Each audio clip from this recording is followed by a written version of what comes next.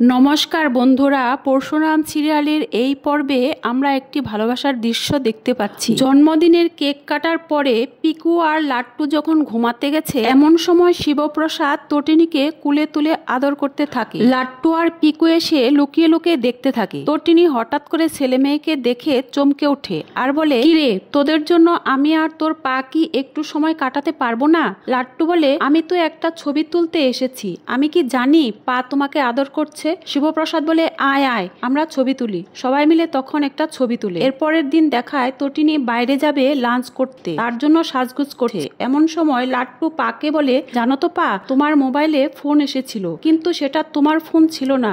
শিবপ্রসাদ বলে, তাহলে সেটা কার ফোন ছিল? লাট্টু বলে, পরশুরামের ফোন ছিল। শিবপ্রসাদ বলে, তুমি এটা কাউকে বলো না কিন্তু। লাট্টু বলে, না পা, আমি কাউকেই বলবো না। আমি তো জানি আমার পা একজন রিয়েল হিরো, আমি এই পরশুরামের মতো হতে চাই। শিবপ্রসাদ বলে, পরশুরাম হওয়া ঝুঁকিপূর্ণ কাজ বাবা।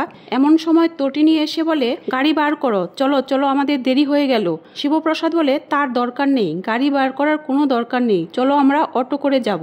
এরপর সবাই বেরিয়ে একটা অটো করে যেতে, এই অটোর পিছনে একজন গুন্ডা বাইক নিয়ে ফলো করতে থাকে। এরপর ওদের অটো হোটেলের সামনে গিয়ে পৌঁছায়। ওরা হোটেলে যায়। এরপর আসে একজন ওয়েটার বয়। এরপরই বাজে একটা বিরাট সমস্যা। ওয়েটার বয় শিবপ্রসাদকে দেখে বলে, আপনি সেদিন যেভাবে ছেলেটাকে মেরে পাঠিয়েছিলেন, খুব ভালো কাজ করেছেন, ওদের এভাবেই শাস্তি দিতে হয়। ওয়েটার বয়ের কথা শুনে তটিনী চমকে উঠে বলে, মানে কাকে মেরেছে, কে মেরেছে? শিবপ্রসাদ ওয়েটার বয়কে বলে, প্লিজ আপনি চুপ করুন, আপনি প্লিজ খাবারের অর্ডারটা নিন। এরপর তটিনী খাবারের অর্ডারটা বলে দেয়। এরপর ওয়েটার বয় চলে গেলে তটিনী শিবপ্রসাদকে বলে, ছেলেটি কি বলে গেল? তুমি কার সাথে ফাইট করেছ?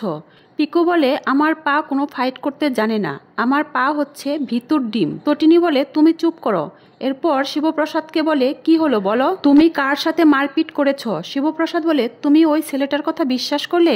আমি কি মারপিট করতে পারি? ওদিকে দেখায় ওই গুন্ডাটা হোটেলে পৌঁছে গেছে। শিবপ্রসাদ মনে মনে প্ল্যান করে ওই ওয়েটার বয়কে সাবধান করতে হবে। তাই তটিনীকে বলে, আমি একটু বাথরুমে যাব।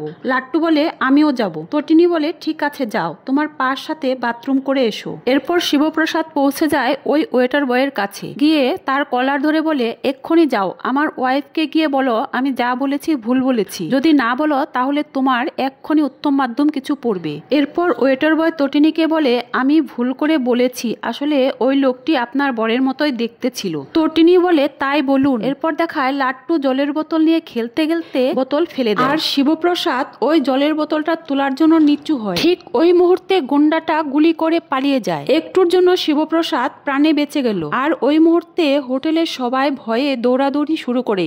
তটিনী বলে, কে গুলি করলো, কাকে গুলি করলো, কিছুই তো বুঝতে পারছি না। আসলে শিবপ্রসাদকে মানে পরশুরামকে টার্গেট করে ওই গুলিটা করা হয়েছিল।